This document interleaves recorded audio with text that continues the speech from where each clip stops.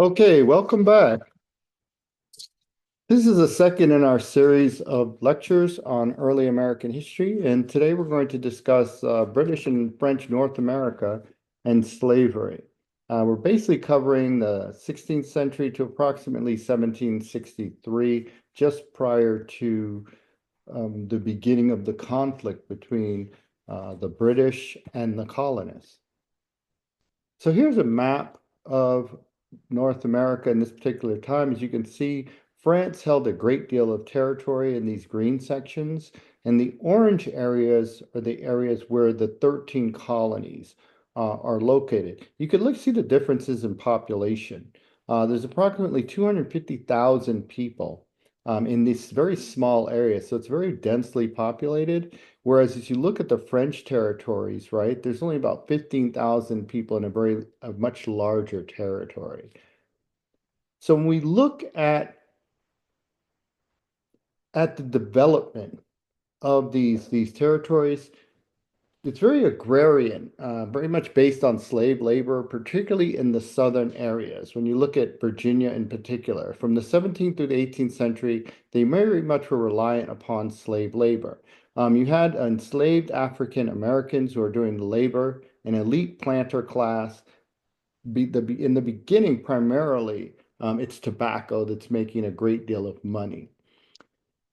In 1619, with the importation of enslaved Africans to Jamestown, slavery spreads throughout the British North American colonies, but it's always very much concentrated in the area around Chesapeake Bay and then south all the way eventually to Florida and then to Texas. So in the 17th century, approximately 500,000 people had left New England to settle in the colonies. North America got about 140,000. Chesapeake Bay, in particular, the Chesapeake area got about 120,000. New England got about 23,000 people. So these are, in many cases, especially outside of the New England settlements, these are kind of these surplus populations of poor Europeans, English to be specific. Many of them were indentured. They were indentured servitude. And basically, again, it wasn't slavery, but it was a very harsh form of labor where, you have this peasant class who are coming to the colonies. They're working, they have a contract for a certain amount of time, right? They work for a master, quote unquote, and then once they're done with their indenture, they're supposed to have access to a land. They're supposed to be given some land, a musket, and then again kind of settle the area. Now, a lot of them, there's going to be a lot of the conflict is going to be access to land, and that the elites, particularly the British authorities, are going to try to limit that. Now, there's this period where indentured servants and enslaved Africans are working side by side, but eventually it's going to be completely reliant upon enslaved Africans, this system. So when we look at the concept of slavery, it's important to understand how it was very important in the formation of American political thought and even the writing of the Constitution around property rights, the rights of the governed, the right to be governed by, consent, right, rather than by fiat with the monarchy and that sort of thing. Philosophers and the major Enlightenment philosophers kind of justify this practice. John Locke, who's pretty important in terms of the philosophical kind of positions that the new republic is going to adapt. He justified slavery, and he said that this theory of property rights that he had didn't apply to hunter-gatherer societies such as Native Americans. He also was a major investor in the English slave trade through the Royal African Company and another company known as the Bahama Adventurers Company. In his work on the Constitution of the Carolinas, Locke extended absolute power to the owners of enslaved Africans, again, under this notion of property rights and how property rights are sacred. And again, Africans are classified as property, right? So again, more precisely, Locke's principles really perfectly suited Southern Federalists later on, who dominate the early years of the United States. On the one hand, they justify rebellion against the crown. On the other hand, they rejected any interference with property rights, including or especially slave ownership. So another Enlightenment or kind of part of this scientific revolution of this period, which is, goes hand in hand with the Enlightenment, is a man by the name of Carl Linnaeus, who was around from 1707 to approximately 1778. And he's known as the father of taxonomy. And he's a significant contributor to science, but also to the idea of race, which this becomes a very specific ideology and science. It starts to become this in this period, right? He was from Sweden. He made lasting contribution to the concept of race by coming up with this idea of a natural system. And he categorized thousands of plants and animals in the New World and in Europe and other places, but he never left Europe. He did categorize human beings, right? And he divided humanity into four groups. Later on, this will change: Americanus, Asiaticus, Africanus, and Europaeus, right? And so again, this is going to change very much. And as you can see, he assigned these categories, these intrinsic characteristics, right? And it should be, guys, no surprise to you that he placed Europeans at the top of what he's classifying as a kind of hierarchical system of humanity. And he had very bizarre descriptions of Africans. Some of them, of course, were so fantastical as to, not be believed. But he gets a lot of this information from sailors and travelers, as he never left Europe himself. So the Enlightenment and race. So it's important to understand that race is socially constructed, right? It emerges as a coherent ideology and method of categorizing different ethnicities at the same time the developing economic system of capitalism is dominating European civilizations. Race, capitalism, the Enlightenment all occur at the same time and are interconnected, right?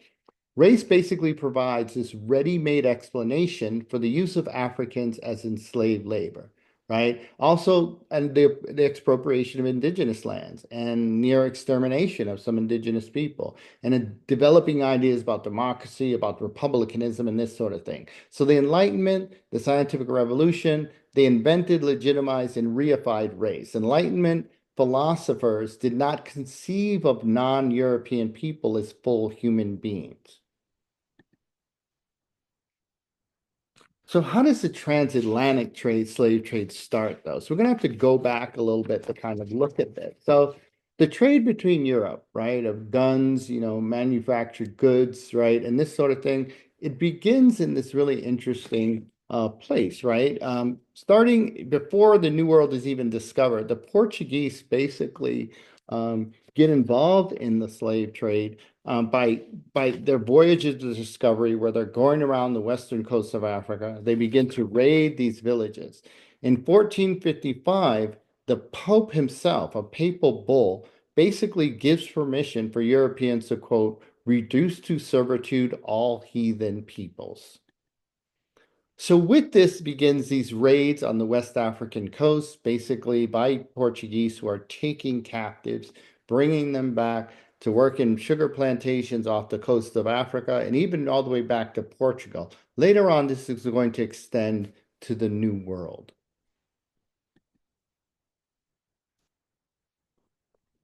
So again, these Portuguese voyages begin with Prince Henry the Navigator. Again, as you can see from this map, basically doing these raids off the west coast of Africa in the mid 15th century.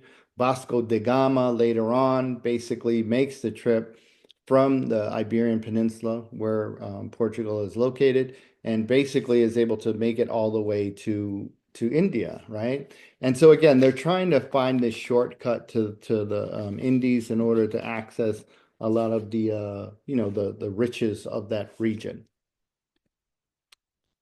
The Portuguese, again, they're the first Europeans to do this. They established an organized trade initially with Berbers and Arabs, and they're taking folks out of East Africa and other African rulers later on, particularly the Kikonga in modern-day Angola. By 1552, 10% of the population of Lisbon are Africans who are enslaved. The transatlantic trade begins, right, as they begin to settle the New World, quote unquote, or the Americas. So the Portuguese, again, as kind of trailblazers of the transatlantic slave trade, they build Almina in 1481. It stands to this day in the country of Ghana, which was basically a slave trader fortress. Now, the interesting thing about this fortress is that it was built with its guns pointed towards the ocean. It was not built to defend against the indigenous African people. It's on the coast, but rather to defend against competition from other Europeans as they begin to enter this trade as well. This is going to change hands many times, this fortress, amongst the European powers, and it'll end up in the hands of the English eventually. But there is a great deal of European competition, beginning in the 15th century and going all the way into, again, the early part of the 19th century over this trade. This part of Africa is going to come to be known as the Slave Coast, the west coast of Africa, again from just below the Sahara all the way just above modern day South Africa. Now, the Portuguese also set another trend, and that is the trend of Europeans establishing trade relationships with ethnic groups within the African continent. And the Portuguese do this with the Kikonga.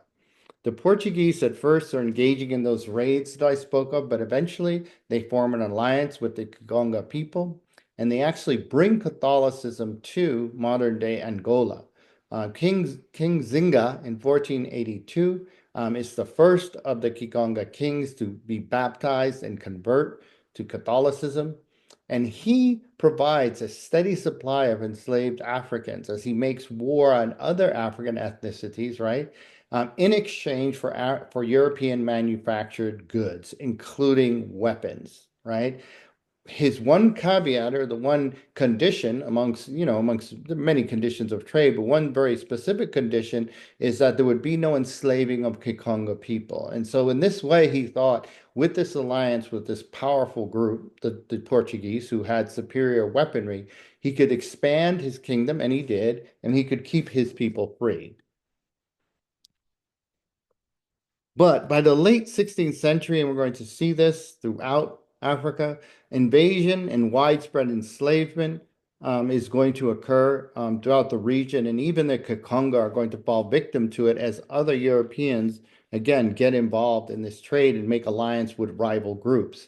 Human beings become the currency that one needs in order to gain access, not just to European manufactured goods, but more importantly, the advanced technology, the muskets, the tempered steel, and these sorts of things that would make an individual or a group of people much, much more superior and have a great advantage on the battlefield. Eventually, these areas are going to become Portuguese colonies. So the transatlantic slave trade, the English. So let's look at the English because we're going to be talking about the United States of America. And again, this would be kind of the background of how African Americans end up in the New World or in what is now the United States of America. So the first British or Englishmen to engage in this, right, would be Sir John Hawkins, who makes his first African voyage in 1562. He abducts 300 Africans in a place now known as Sierra Leone. When he comes back to Queen Elizabeth again, and Queen and him and investors are trying to encourage her to get involved in this trade, she was very, very reluctant to do so, and in fact said, "quote This is a detestable venture which would bring down vengeance from the heavens," unquote. But like pretty much all of the European empires, particularly the French, the Spanish, the Portuguese, the Dutch, etc., the enormous profit became something that they did not feel that they could leave this alone. So the British are not only going to, the English are not even going to get involved, but they're going to become the most prolific of slave traders. So Sir John Hawkins raids and engages in taking of captives. This establishes the English as traders, attacks the Guinea coast, right? But eventually forms a local alliance with the people of Sierra Leone. And you can see here's kind of a map of the slave trade, the ships, the directions in which they're going and coming, particularly in the early years. Eventually, the Royal African Slave Company is established in 1672. This is going to dominate the slave trade after a time. England will be the largest trader, John Locke, with, again, one of its principal investors, a person who, again, has a significant influence on the philosophy, the political philosophy, and the formation of the United States Constitution.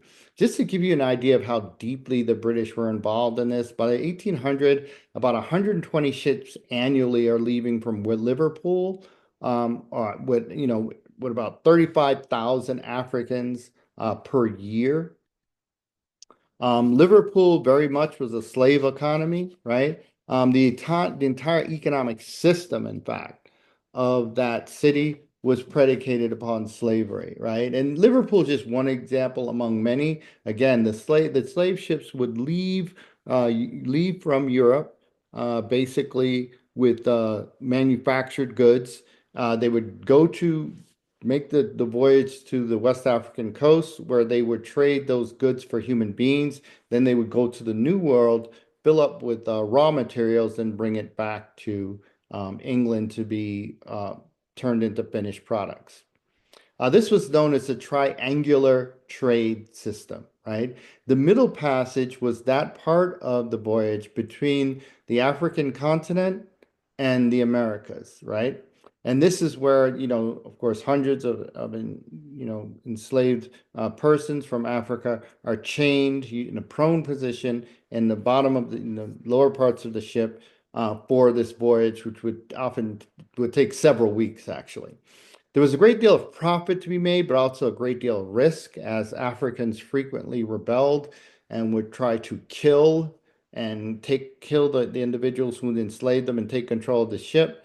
The role of Africans in this, of course, again, as the English go in, they make an alliance with particular ethnic groups to go out and get captives for them.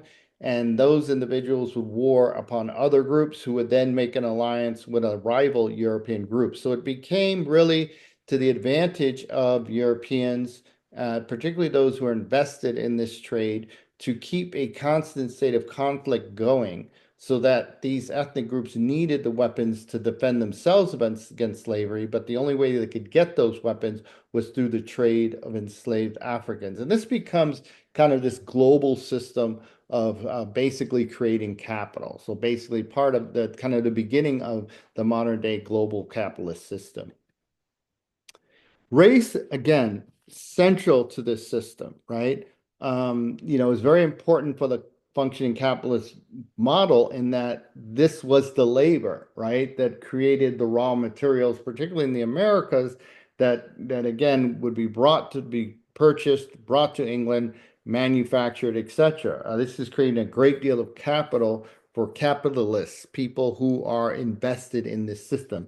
It's also important in the liberal democratic model that we're going to see develop first in the Americas, but also later on in Europe, where again, Africans are specifically denoted as property or non-subjects or non-citizens. Indigenous people are again kind of in the subhuman category of not having the same rights as those people who are citizens, and this is all interpreted within the context of a liberal democratic model of governance.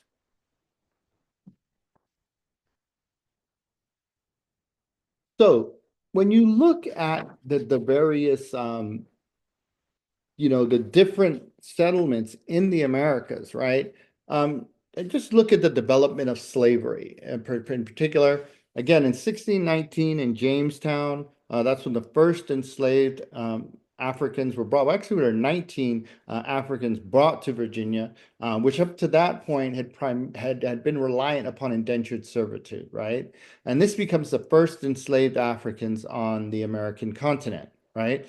And slavery starts in 1619 in the so-called New World in the colonies, and it stays in effect legally.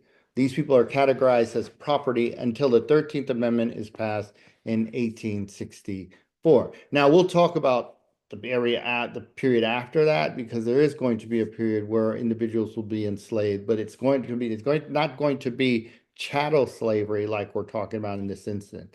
So in Virginia colonies, and eventually, again, this is going to spread south. Initially, it's tobacco, indigo, mixed agriculture, but the labor is primarily going to be enslaved Africans.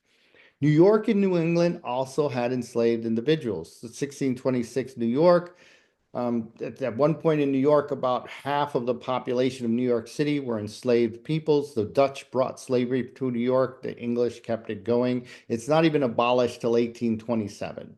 So a lot of the brick and stone masonry that you would see if you dug below the surface of New York City, a lot of that was done by enslaved Africans. But you also had poor whites and indentured servants, and less of a hard and very strict color line than is going to develop in the southern states. And so you lead to these incidences such as the 1741 insurrection, where enslaved Africans, free Africans, and poor whites and indentured whites basically get together and have an insurrection. They have a rebellion.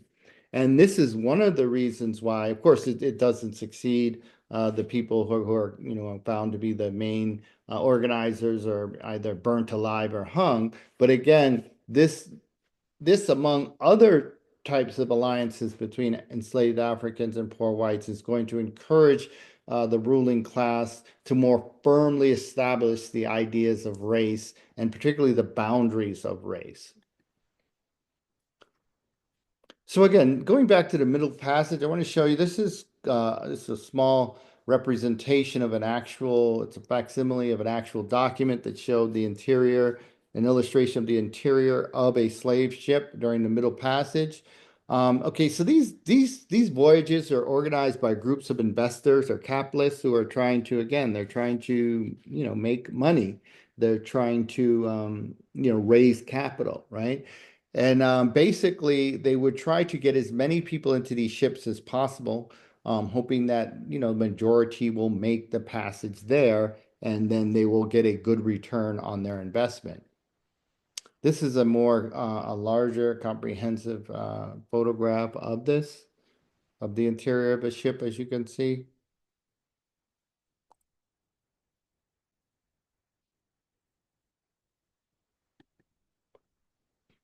And again, this necessitated in terms of the investors the need to basically again have alliances with ethnic groups within the continent of Africa. So there becomes kind of this arms race amongst the different ethnicities to have more weapons than the other group to protect your people from being enslaved.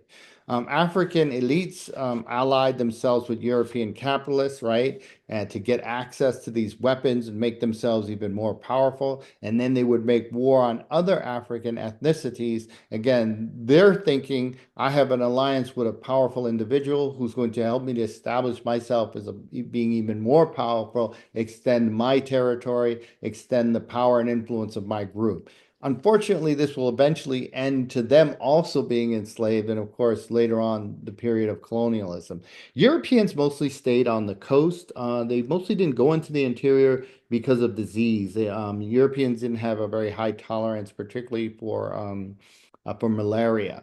So it was safer for them to stay on the coast and to rely upon these middlemen, these Africans who they had these trade relationships with, to get captives and bring them to the coast. But Africa, the sub-Saharan Africa, is going to be torn by warfare right through the 19th century because of this. And here's another map just to show you. For example, in Virginia, you see tobacco, cotton, sugar, molasses being brought to Europe, right? To be manufactured, turned into rum, you know, cloth, what have you, right? And then some of those manufactured goods are then brought to the coast of Africa, right? Traded to these folks, right? For human beings, and then those human beings are brought to the Americas, right? Only about 5% of the Africans who were brought out of Africa came directly to what is now the United States. And we're going to talk about the internal slave trade to help us understand why, despite this being the case, the United States has the largest community of diaspora Africans of any country in the world, or definitely in the Americas. So between 15 to 20 million Africans are taken out of Africa. in this period, and this would be the period again from the 15th century right up until around the early to mid 19th century. About 20% of those individuals died from disease, from just the trauma of the voyage, suicide, starvation, and then, of course, there were slave revolts. Bodies were basically thrown overboard to avoid the costs of burial, often washed up on the shores of islands, in the Caribbean or what have you, or even the New World, even the North American continent.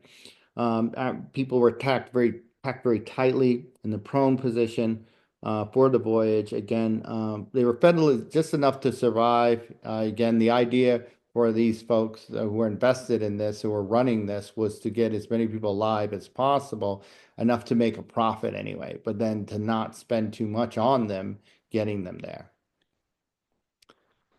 So plantation economy. So plantation economy is an economy based on agricultural mass production, usually of a few staple products grown on large farms called plantations.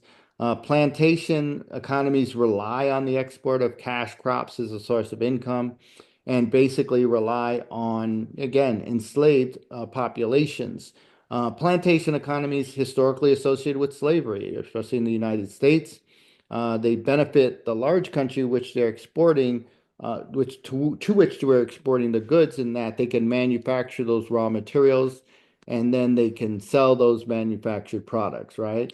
So again, you see these in the southern United States, South America, the Caribbean, and Africa. Again, this kind of colonial imperialist relationship, which is going to be kind of replicated later on during colonialism, but certainly Western Europe, and we look at England in particular, all of these raw materials coming into England provided jobs and capital and kept the factories humming and made England an extremely powerful empire. And later on, we'll do the same for the United States. Uh, Slavery in British North America, as it spreads, is going to be mostly in isolated rural settings. The production of agricultural goods. Again, we talked about tobacco, but later on it'll be cotton. They might raise food for people there, but mostly this is for external overseas market, part of this transatlantic economy that relies upon exports. Again, and then again, what they would do in terms of for their finished or manufactured goods, they're usually purchasing them from, in this case, prior to 1776, England, right? And then later on, the northern states in Europe. So again, even in the Americas, we talked about this indentured servitude initially, right? This was how the English elite thought they were going to keep the plantations running. But when they discover how much more profitable and easy it is to use African people, Africans become codified as an enslaved class, meaning that the laws, the customs, etc., were going to reflect this notion of race and the idea that African people basically are labor or property. And there's going to be different like iterations of the idea of race, right? But in the British colonies, you're going to have something called the one drop rule, right? Where a person is either black or white. So if you have any amount of African ancestry, you are categorized as a Negro or a black person or an African, and you fall outside of the boundaries of established laws and rights. And it's really kind of this interesting transformation that took place that positioned African Americans that way. And a series of laws starting in the early 1600s through to the early 1600s through to the early 1700s that are going to codify that in law. And there's certain events that really kind of give impetus to this philosophical position that becomes firmly established in American culture and thought. One of them is Bacon's Rebellion.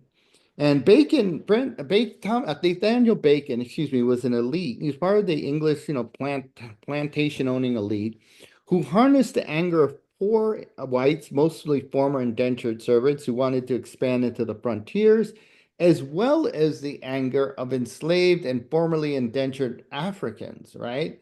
And he harnesses this anger to foment a rebellion in 1676, right?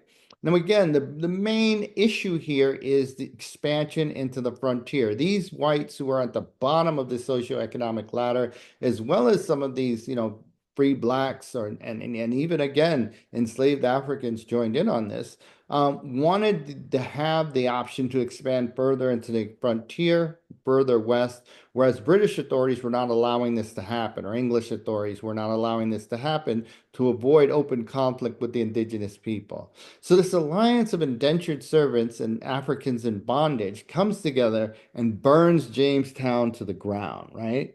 So this of course is put down. They call in the colonial militia. They put this down.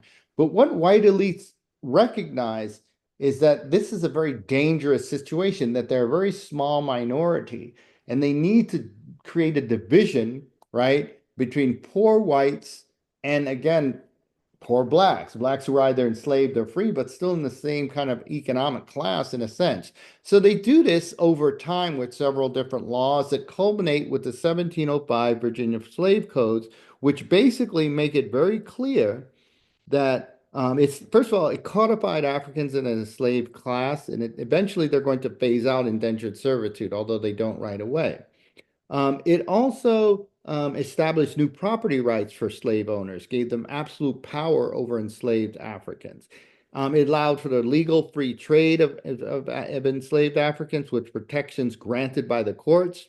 It prohibited blacks, regardless of whether they were free or enslaved, from owning arms, from owning weapons. They had laws like, for example, a free black or an enslaved black could not strike a white person for any reason. That whites could not be employed by blacks. And lastly allowed for the apprehension of runaways, again, codifying African people as property and placing free blacks, even if they weren't enslaved, again, outside of the range of rights that are being afforded other English subjects. So the social construction of race. So the transatlantic slave trade was not overtly the result of racist principles, but really the result of the economic needs of the colonial powers and their willingness to exploit weaker people to satisfy those needs, right? So, you know, there's kind of this tacit racist assumption that non-European, non-white tribal people were subhuman, right? And could be enslaved, right?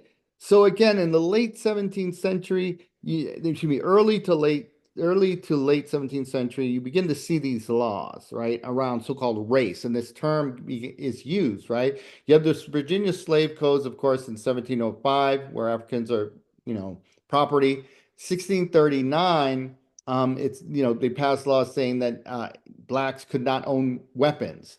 1661, the fugitive slave law gave almost absolute power to a slave master to go wherever they wanted to go and retrieve their property, quote unquote, that had been run away, that had escaped or run from slavery. 1662, this is pretty important, the one drop rule, but also a matrilineal, right?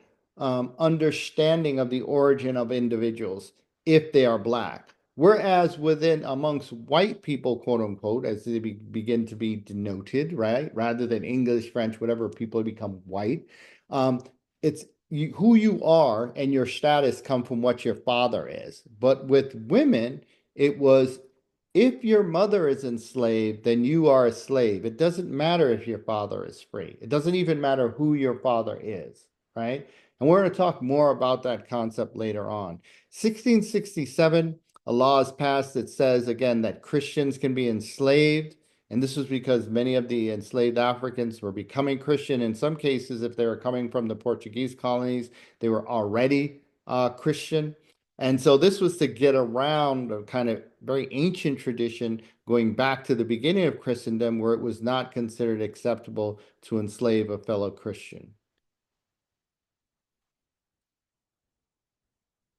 So when we look at again English and French occupations of North America, it's an invasion, make no doubt about this. In Virginia, as I said, you have very agrarian plantation economy. The labor starts off as indentured servitude and enslaved Africans side by side. But as the concept of race hardens, And again, Enlightenment philosophers and science basically reify or reinforce this notion. It becomes primarily Africans who are enslaved, right? The transatlantic slave trade, again, becomes part of this system or is part of the system. It's creating this global transatlantic capitalist system that, again, the Middle Passage is that part of this trade system from Africa to the New World that brings Africans into the New World, again, eventually to strip them of their identities, again, render them as a subhuman class to be enslaved and used for labor.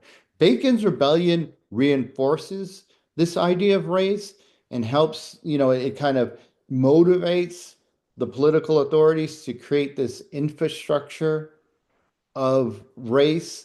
And again, this becomes part and parcel of the social, political, and even the religious the religious culture of the United States. Again, and this, what we've looked at again, is the social construction of race in North America, understanding that it's not going to be the same in other places.